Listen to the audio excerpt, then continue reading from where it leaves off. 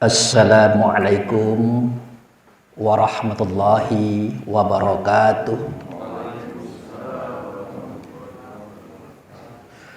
Alhamdulillah wa syukurillah lillahi ta'ala la rahmatillahi alaina aina fi hazal subahi hadarna fi hazal masjid insyaallah rahmatullahu alaina wa ala nabil karim Muhammad sallallahu alaihi wasallam hayya sallimu alaihi Allahumma sholli ala sayyidina Muhammad wa ala ali sayyidina Muhammad, amma ba'du.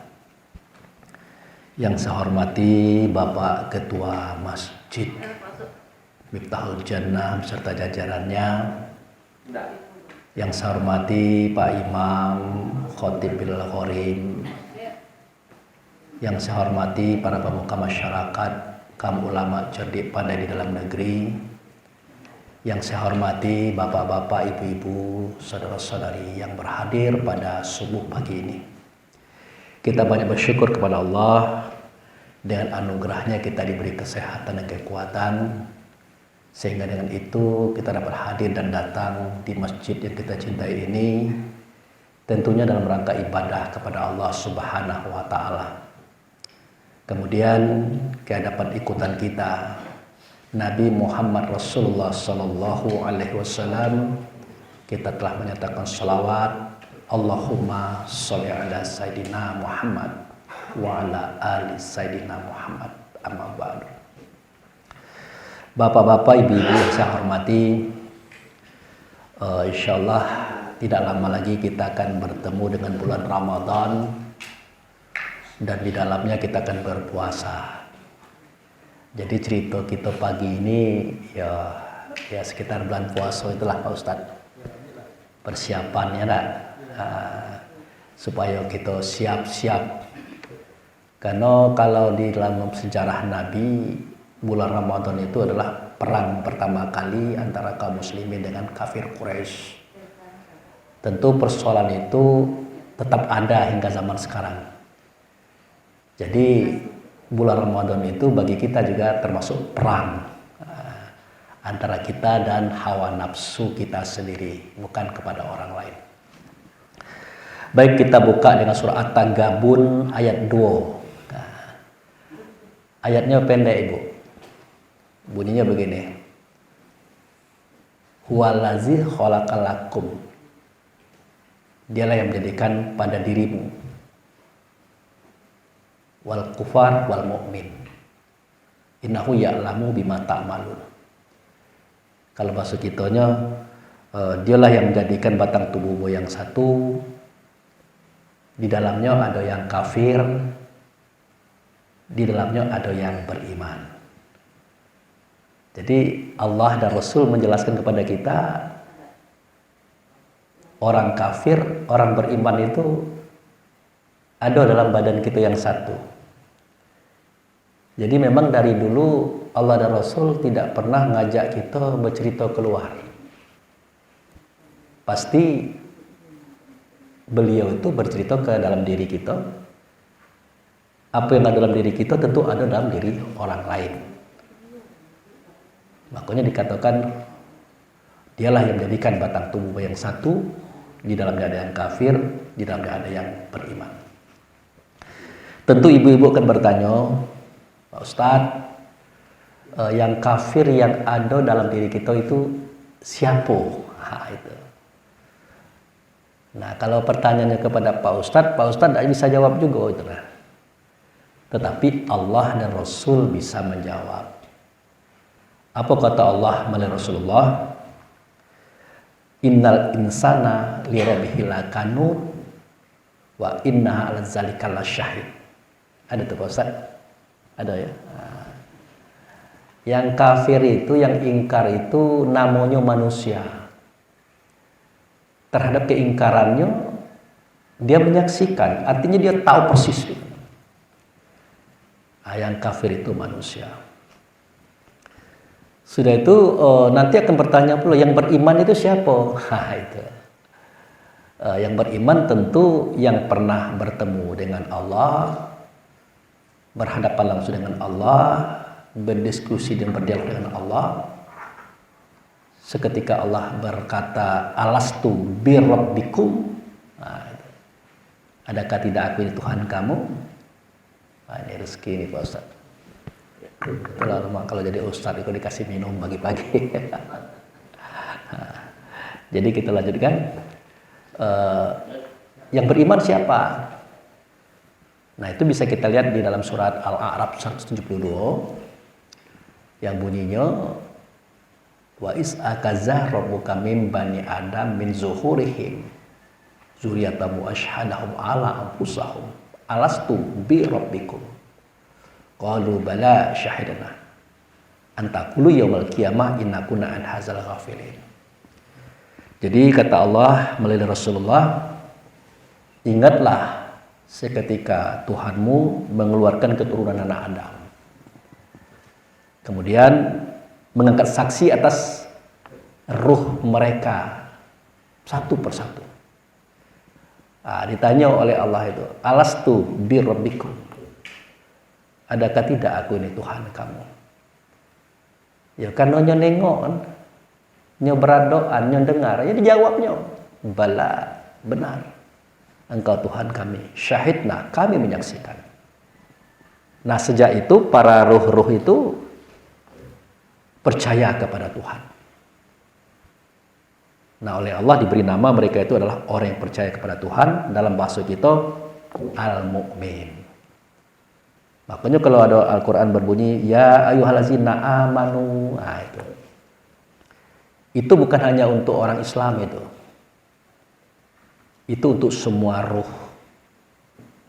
Nah, itu. Jadi kalau cerita bersyahadat, sholat, puasa, zakat, haji, itu adalah himbauan dan perintah Allah untuk semua ruh, apapun agama mereka. Hanya saja bagi mereka yang agamanya beda dengan kita, kalau tidak melaksanakan itu tentu mereka bersyahadat dulu. Nah, kalau kita sudah disyahadatkan oleh orang tua kita, pas lahir dimandikan, dibedung, dirapikan, lalu diazankan. Nah, jadilah syahadat itu kita miliki pada waktu itu. Jadi begitu, dalam batang tubuh yang satu ada yang kafir, ada yang beriman. Yang beriman itulah yang pernah melihat Allah, mendengar suara Allah, berhadapan dengan Allah, mengakui bahwa Allah itu benar adalah Tuhan. Dia adalah roh kita. Nah, roh itulah diri kita yang sebenar diri. Itulah diri kita. Nah, itu. Kalau manusia, nah itu. Yang kafir tadi, itu bukan diri kita. Dan itu bukan kita. Tapi casing kita. Tahu casing, Bu? Nah, kendaraan kita, alat kerja kita. Nah, itu.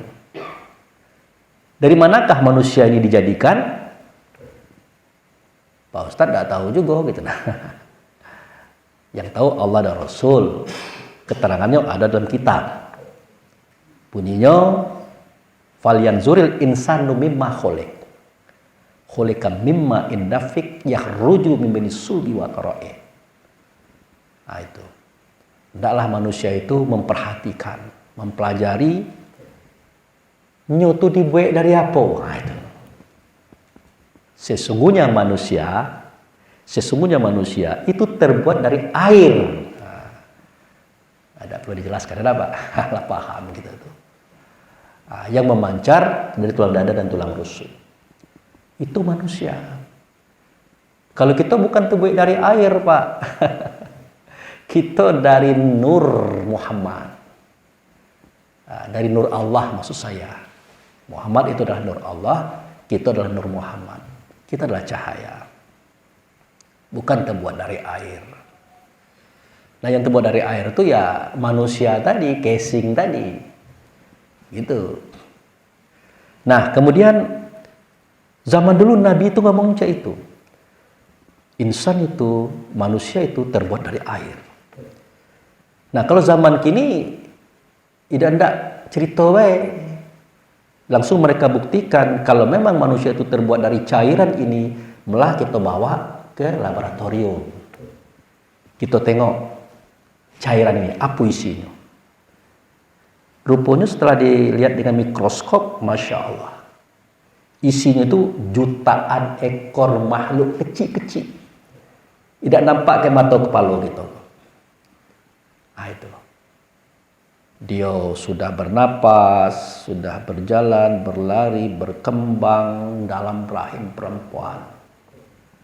Dia cari telur atau ovum perempuan di ovarium. Dia berkembang sehari, 2, 3, 4. Nah itu. Sampai 4 bulan 10 hari, dia terbentuk. Nah, pertama kali dia bertemu dengan ovum tadi, ya, dengan ovum tadi, dia masuk, kemudian dia membelah 2, membelah 4, membelah 8, belah 16, belah 32. Nanti dia akan menjadi 33, seketika roh masuk.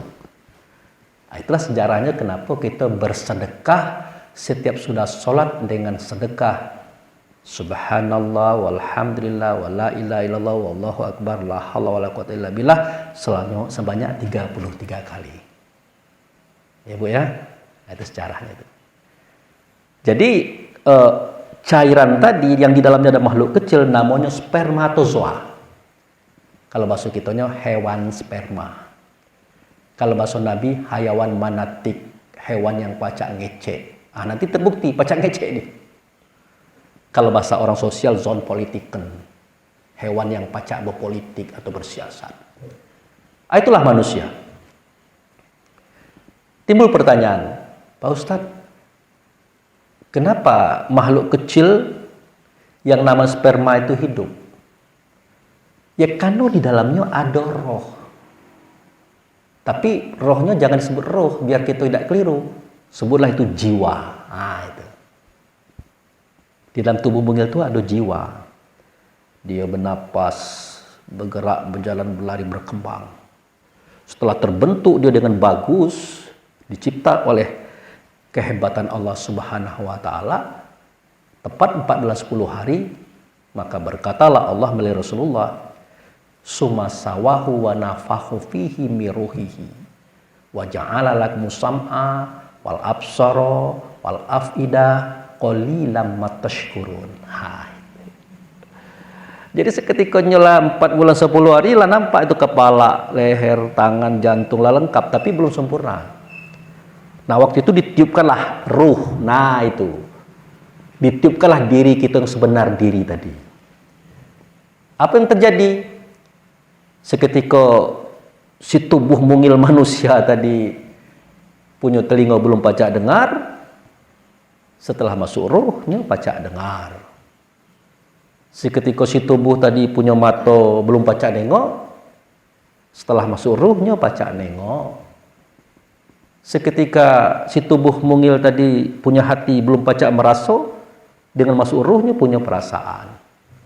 Kalau boleh ditambahkan, seketika si tubuh mungil tadi punya otak belum baca berpikir, dengan masuknya roh dia bisa berpikir. Nah, apa yang terjadi? Dengan pendengaran, dengan penglihatan, dengan perasaan, dengan pemikiran dia pacak bekerja. Dengan kerjanya dapat piti, dengan pitinya jadi orang kaya, dengan kaya jadi orang berpangkat, dengan pangkat dia jadi orang besar. Tapi kata Allah, qalilan ma tashkurun. Lah jadi orang gendang, tapi yang bersyukur dikit nian. Yang berterima kasih dikit nian. Lalu kenapa itu manusia itu seperti itu? Kenapanya sulit betul bersyukur itu? Kenapa? Nah, tentu kita telusuri spermatozoa tadi, makhluk kecil tadi, cikal bakal tubuh kita tadi, ternyata di dalamnya adalah jiwa. Roh, tapi kita sebut jiwa. Nah, itu dibuat dari apa? Itu Nabi yang bisa menjawabnya. Kata Nabi, dia terbuat dari 4 an-nasiru. Anna itu saya, siru itu artinya rahasia. 4 an-nasir. Akulah rahasianya, kata Muhammad. Aku yang tahu cerita itu. Jadi si jiwa tadi, si ruh tadi, si insan tadi dibuat oleh Allah dari 4 anasir. Satu, anasir angin. Anasir angin ini bukan angin, tapi rohnya angin gitu lah. Sifatnya itu tinggi, pantang kelintasan. Nggak pacak nengok orang kayo dikit, orang pintar dikit, orang berhasil dikit. Wah, kacau galau dia. Nah itu, timbul iri dengkinya. Kemudian dia dibuat dari anasir air, pantang kerendahan. Inilah yang paling pandai, paling benar, paling suci, macam-macam. Kamu belum sayo, nah, itu gayanya seperti itu. Kemudian terbuat lagi dari anasir tanah, namanya roh jasmani, sifatnya rakus, pantang kekurangan. Pangkatlah tinggi, duitlah banyak, perusahaanlah besar, masih nak ngambil juga barang-barang orang. Masih juga nak motong-motong gaji orang, karena rakus, pantang kekurangan.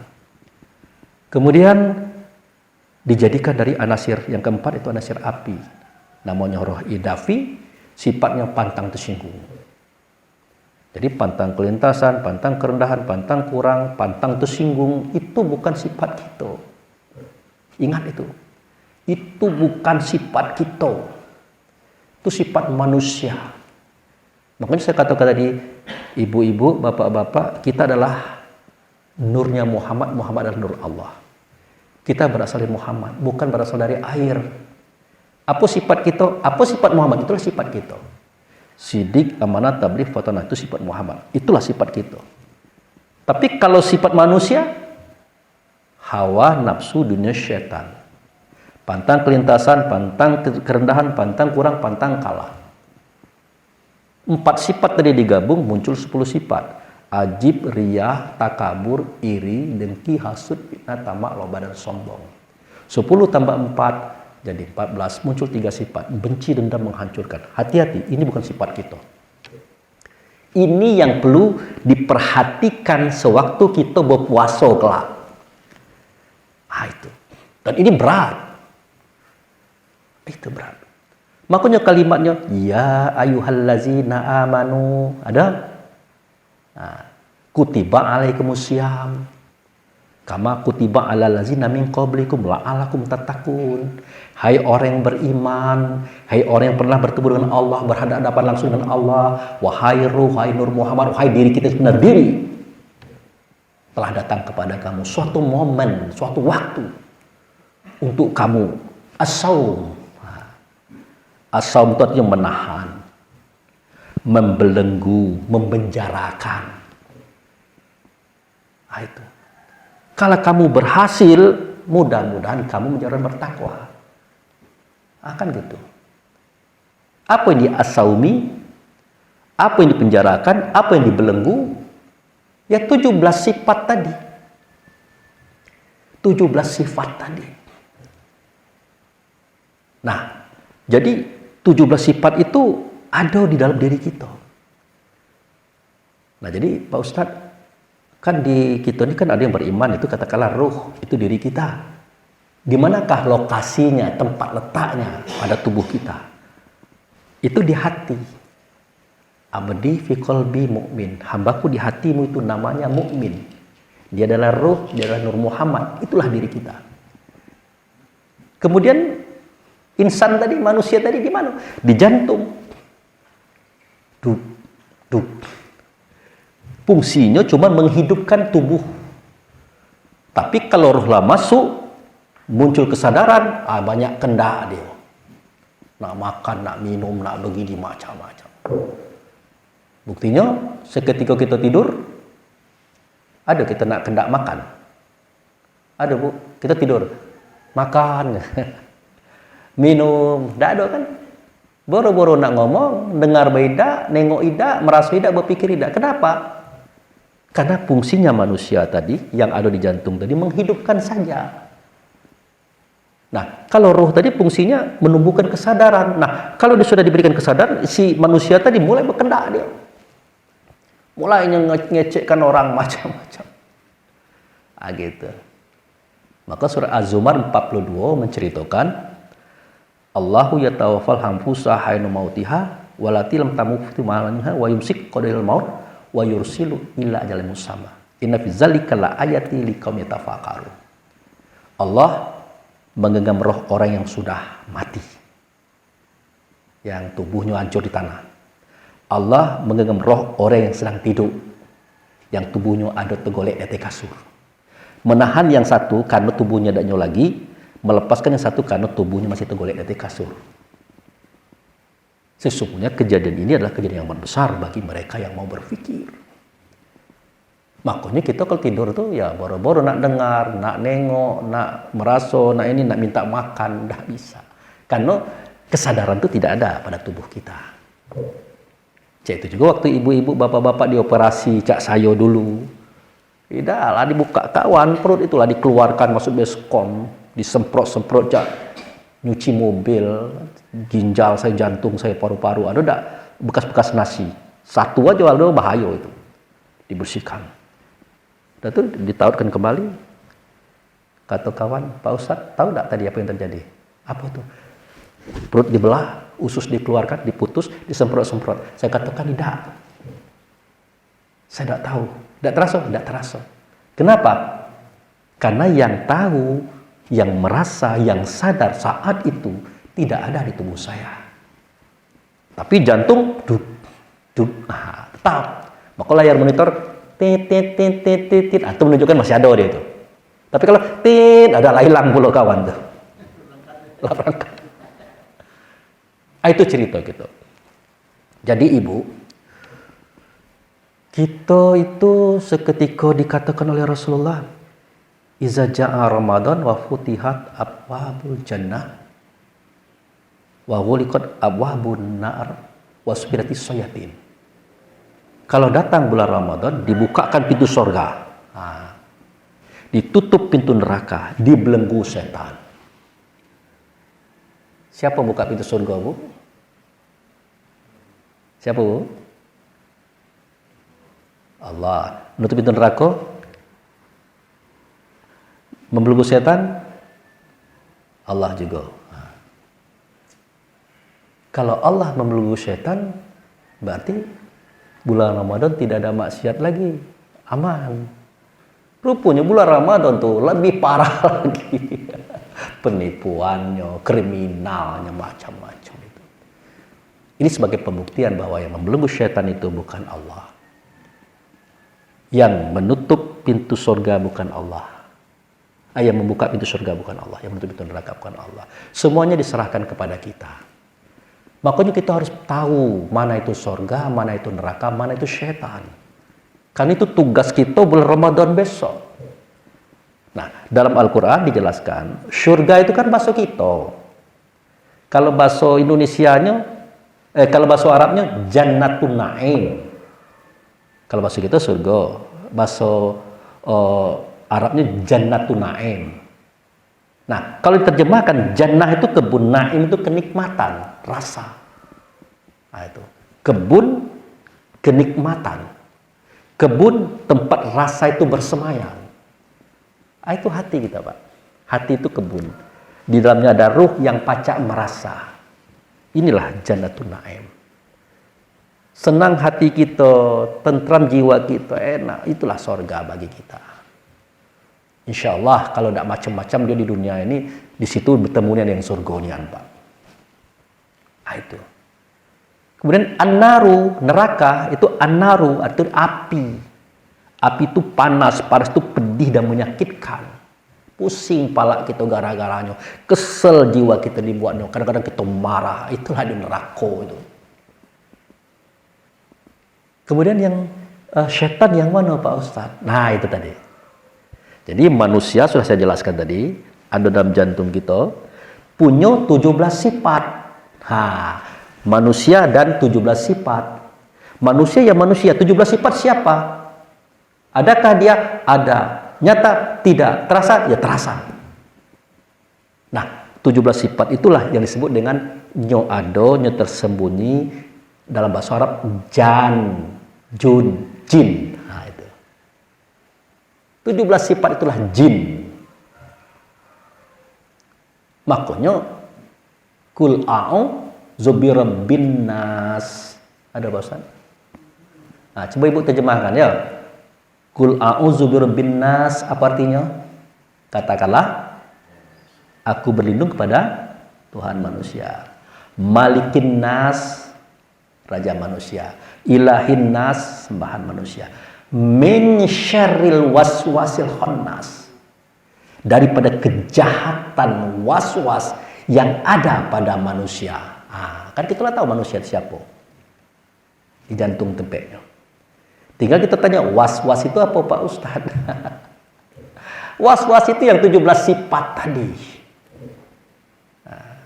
Allazi waswisu fis sudurin nas. Yang was-was itu, yang 17 sifat itu ada di dalam dada manusia, dalam dada kita. Sumbernya minal jin nati wan nas. Dia itu adalah jin dan manusia. Mana manusia? Manusia yang punya sifat. Mana jin? Jin itulah sifatnya. Yang 17 macam itulah jin itu Bapak Ibu. Ikolah yang perlu ditahan, yang perlu dibelenggu, dipenjarakan, diasaumi aja itu. Jadi seketika nengok Pak Priandi punya mobil baru, mulai kok hati kok lah begalau. Beli mobil baru pula Pak Ustadz kok, dari mana pula duitnya macam-macam. Padahal urusan apa dengan kita? Beliau yang punya mobil baru entah dapat hadiah, entah menang apa, entah dapat apa macam-macam rezeki kan. Wah, kita lah begalau di rumah tuh lah macam-macam. Tidak ada urusannya itu. Tapi terjadi Pak. Hati-hati, itu namanya jin sedang mengamuk. Itu jin mengamuk tak? Sudah tuh, karena jin itu adalah definisinya sesuatu yang ada tersembunyi. Jin namanya. Kalau keluar dalam bentuk suara dan kata, Pak, ngapo? Pak Ustadz Aprian gila ada mobil baru dulu. Dari mana dia dapat PT? Yaudah, berdiskusi mereka. Itu tidak tersembunyi lagi. Sudah muncul dalam bentuk suara dan kata dan bahasa. Berubah namanya yang berbisik-bisik. Apa itu? Iblis. Jadi iblis dia. Tidak juga puas hatinya. Besok panggilnya anaknya. Nak, Pak Ustadz Apriandi itu besok memakai mobil itu. Pastinya keluarnya nak ceramah ke Masjid Tanzilur Rahmah situ. Jadi apa? Kau beli paku sekilo baik. Untuk apa Pak? Pokoknya kau beli baik. Ya. Dibeli paku ke anak-anak. Rupanya bapak itu lambe papan. Dipakuinya papan. Tak. Kerja keras dia. Dipasang di dalam bantu. Disuruhnya anaknya masang. Kata anaknya, jangan Pak, berdosa. Kau kok. Pacak-pacak belum atau papan. Kelar lagi juga dosa tuh. Ikut yang penting. Nah, mulai. Sudah bersaur tuh, kawan buka jendela. Nengok. Manalah Pak Priandi. Kok belum keluar juga. Tuh keluar dia. Ya, malas ke mobil, sengit. Mulai beliau naik mobil. Pas dipasang gigi, berjalan, pus, kata umpannya. Apa kata tukang pasang? Alhamdulillah. Iko baru makan kuahnya Pak Apriandi. Nah, kalau sudah seperti itu perilaku manusia Bapak Ibu yang saya hormati, itulah setan tuh. Apa Bu? Setan. Kita ditipu oleh kisah dan cerita. Kita kira setan itu gaib. Padahal Allah dan Rasul tidak pernah mengatakan setan itu gaib. Coba buka surah Yasin. Alam ahad ilaikum ya bani Adam. Ada? Ala tabudu syaitan innahu lakum adu mubin. Lah, percayalah kita kepada Allah lah daripada cerita-cerita orang. Aku lah ngecek kayak kamu wahai anak Adam. Jangan diikuti perangai buruk dalam dadamu itu. Nanti bagi kamu setan itu nyata adanya. Siapa setan? Kita kolah setan. Kapan? Seketika rasa batin yang tidak baik itu kita nyatakan bentuk suara dan kata serta perbuatan. Itulah setan. Tolong diasaumi. tolong dibelenggu, tolong dipenjarakan bulan Ramadan besok. Supaya ibu bapak kita segalanya teringat, kita sedang berperang dengan hawa nafsu dunia setan. Kata Rasulullah, pagi-pagi sebelum imsak tuh makan ya. Kenapa ya Rasulullah? Karena kamu sejak itu sampai maghrib kelak beduk bunyi kamu tidak makan minum. Lah untuk apa itu ya Rasulullah? Untuk tandonya biar kamu tidak lupa. Berarti kamu sedang berperang dengan hawa nafsu dunia setan. Oh iya. Jadi tidak makan, tidak minum di siang hari, tidak bertemu istri dan suami, itu adalah tandonya. Jangan kita lupa itu. Lagi tando dibayar dilanggar, batal. Ya Bu? Boleh minum siang-siang bulan Ramadan? Tidak boleh. Tandonya itu aja, dilanggar, batal. Apalagi saumnya, penahanan ini, udah lepas nih. Jadi nanti jangan sampai ya waktu jam 4, jam setengah 4, jam 3 makan sahur, pagi-pagi beli sayur, tempat tukang jual sayur berceramah mulu. Kau tahu tak syanu? Lah mengupik orang pula, lah bergunjing, lah bergibah, lah sarapan pagi nama itu Pak. Dikatakan oleh Allah dan Rasul, jangan kamu menggibah, jangan kamu menyebutkan keburukan saudaramu. Tahukah kamu apa akibatnya? Atau maukah kamu memakan bangkai saudaramu sedangkan kamu jijik? Lah makan pagi namanya itu. Itu. Bahkan kalau ada orang ngajak ribut, ngajak bertengkar, apa kata Rasulullah? Kecek ke orang tuh, maaf ya, ambo lagi saum, ambo lagi menahan emosi.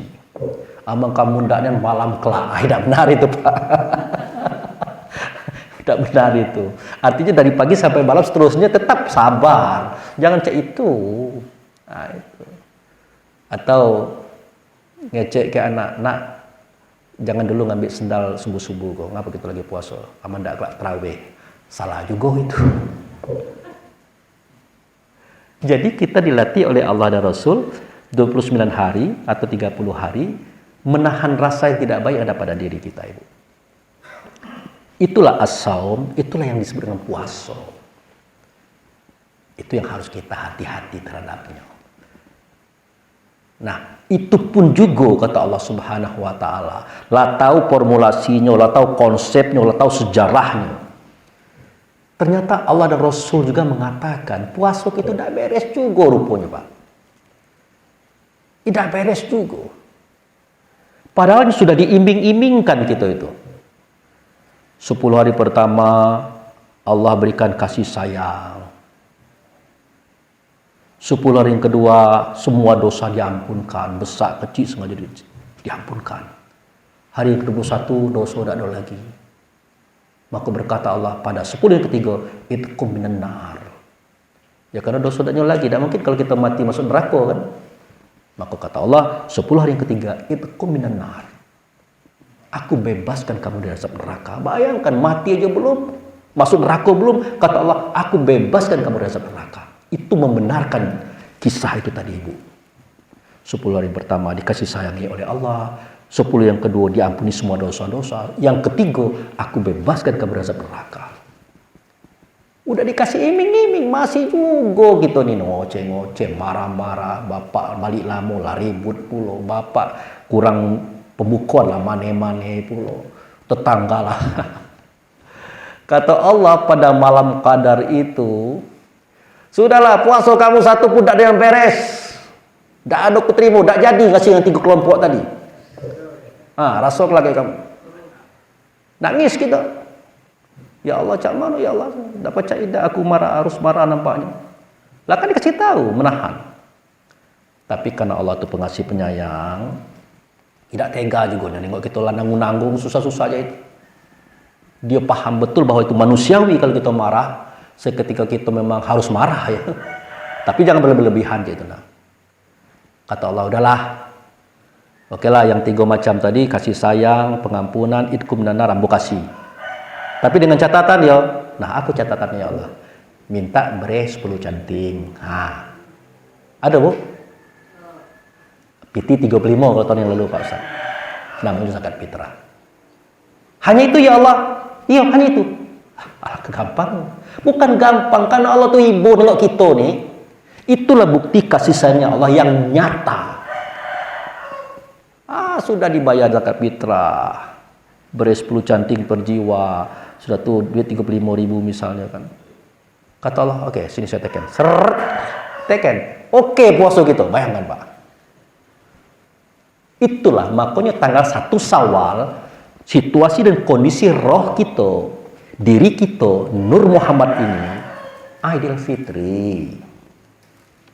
Idul Fitri itu bahasa orang asing, itu bahasa Arab. Kalau bahasa kita Indonesianya, kembali kepada kesucian. Cak mana dulu ibu bapak dilahirkan mak kita, cak itulah kondisi roh kita, bersihnya. Kan enak jadi orang Islam ini. Ini bukan cerita Pak Ustadz, bukan cerita Pak Abu Fikri, ini ceritanya Allah dan Rasul ini. Maksudnya percaya gitu.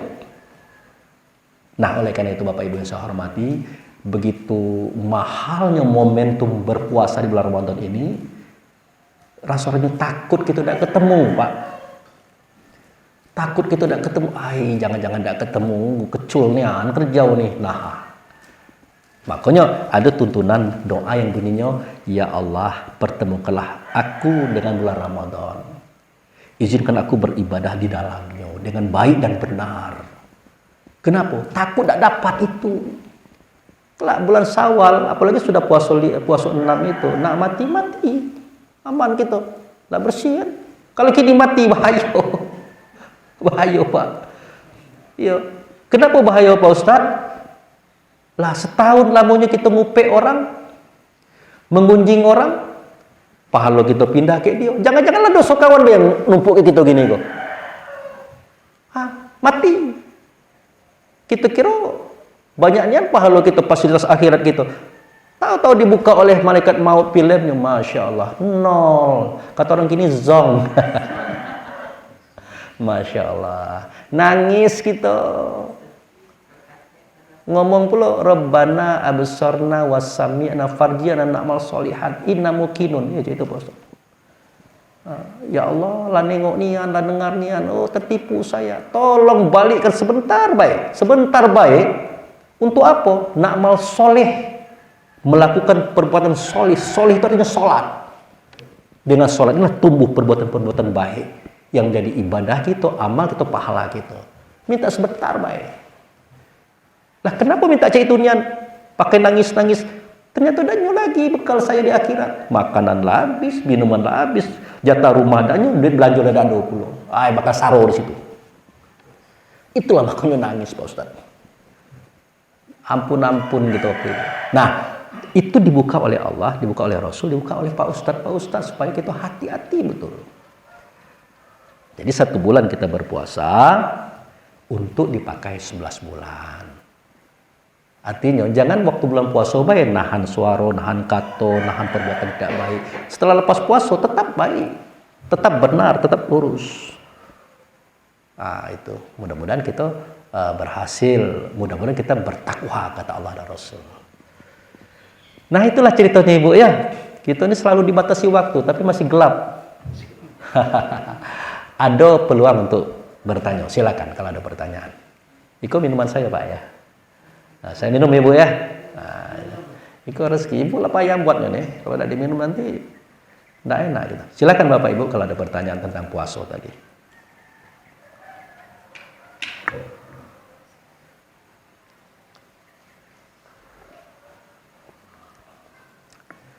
Ayo Ibu dulu, tidak apa-apa. Silakan. Saya lebih mengutamakan ibu-ibu karena ibu-ibu kok berat Pak Ustadz. Bangun duluan, bangunlah masak, lah nyuci macam-macam. Jadi agak diutamakan beliau ini. Wah Pak Ustadz tuh agaknya condong ke ibu-ibu. Bukan begitu, Rasul juga begitu. Rasul juga begitu. Kalau kita nanti orang tua kita lah meninggal, ayah sudah meninggal, ibu sudah meninggal. Keutamaan, kebaikan yang kita sembahkan itu kepada siapa ya Rasulullah? Ibumu. Pada siapa lagi ya Rasulullah? Ibumu. Siapa lagi ibumu? Pada siapa? Baru 4. Ayahmu. Berarti memang ibu ini agak diutamakan. Iya. Sorga aja. Sorga itu kan tujuan hidup kita terakhir itu. Tidak ada di bawah kaki bapak. Al-jannatu tahtil umi. Bukan abi, bukan ya? Surga itu di bawah kaki ibu, tidak ada di bawah kaki bapak. Dah. Aduh. Nah, kalau kami tidak boleh libur puasa, Bu. Kalau ibu boleh libur puasa. 7 hari ya. 7 hari ya. Kalau sedang datang bulan kan. Nah, kalau kami tidak boleh libur, karena tidak datang bulan pula. Kalau datang bulan mungkin sama baik gitu tuh. Ayo Bu, silakan apa yang mau ditanyakan lah. Kalau itu bapak-bapak, silakan bapak dulu, mungkin berarti ibu siapa? Ya, silakan. Ibu-ibunya lah dulu. Iya. Anak bukan banyak ibu-ibu. Jadi kalau ada yang bertanya ya saya tambah dikit lagi ya. Ibu-ibu itu, beda ibu-ibu juga bapak-bapak sama baik. Kalau sedang puasa, apalagi sore-sore itu kan, pergi berkunjung ke pasar apa? Pasar apa namanya? Kalau pasar kaget ya, untuk cari pembukuan, itu hati-hati itu Bu. Biasanya lontong dibeli, sate dibeli, lonteng dibeli. Nak dibeli galau. Kenapa? Waktu itu kita mengukur kehendak itu dengan rasa lapar, dengan rasa haus. Kelapa muda dibeli, orson dibeli, segala cendol dibeli. Nah, kita membeli dengan rasa lapar dan haus. Nah, itu. Tapi pas beduk berbunyi, tidak habis itu Pak. Cendol semua aja selesai urusan itu. Nah, itu. Lalu yang lain bagaimana? Tuh. Kemudian saya ingatkan kepada Bapak Ibu, ada satu yang aneh. Kalau di bulan-bulan lain, selain Ramadan ya, itu gulai-gulai di restoran, di warung-warung makan itu kadang-kadang dipanasi biar bisa dijual besok. Gitu. Tapi kalau bulan Ramadan Pak, licin. Banyak habis ketimbang dipanasi. Pertanyaannya siapa yang makan itu? Padahal orang itu makan siang tidak. Siapa yang makan dua? Pernah tidak Bapak perhatikan? Kalau di rumah makan itu, kalau berlebih itu dipanasinya untuk dijual besok. Tapi bulan Ramadan tidak pakai panas-panas, sore itu habis. Siapa yang makan? Padahal kita tidak makan siang. Ada kawan lain yang memakannya waktu kita berbuka itu. Cendol lantak juga, orson laju, limun laju, kelapa muda diminum. Masih ada lotek, lontong, sate disikat. Kata Pak Pradi, Allahu Akbar, tarawih. Dulu lah kata emaknya, kata bapaknya, ngapa ambo di rumah baiklah. Nak kenyang, waktu itu kan tuh. Itu. Atau dipaksakan juga ke masjid, sampai di masjid kalau duduk. Apa ceramah ustaz tak tahu lagi. Hoi, komat ini, tuh Allah bergoyang-goyang badannya, perutnya kenyang. Jadi nanti ibu-ibu, bapak-bapak yang saya hormati, usahakan nanti minumnya air hangat. Boleh pakai teh hangat, kopi hangat, pokoknya hangat-hangat biar keringat itu keluar. Usahakan makan yang ringan-ringan, buah-buahan yang manis gitu. Kue, kalau bisa jangan makan dulu. Kalau sudah isya baru makan. Nah kalau sudah tarawih baru makan. Nah kalau udah tarawih makan normal gitu, normal Bu. Tidak kejar-kejaran gitu.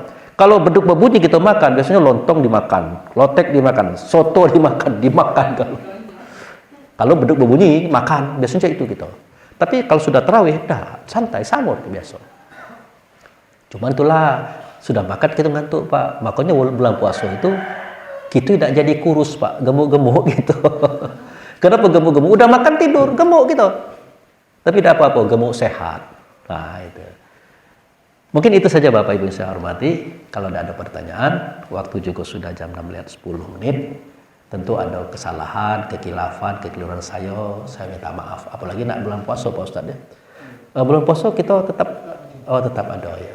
Nah, jadi itu saja dulu. Lebih dan kurang saya mohon maaf. Wabillahi taufiq wal hidayah. Assalamualaikum warahmatullahi wabarakatuh.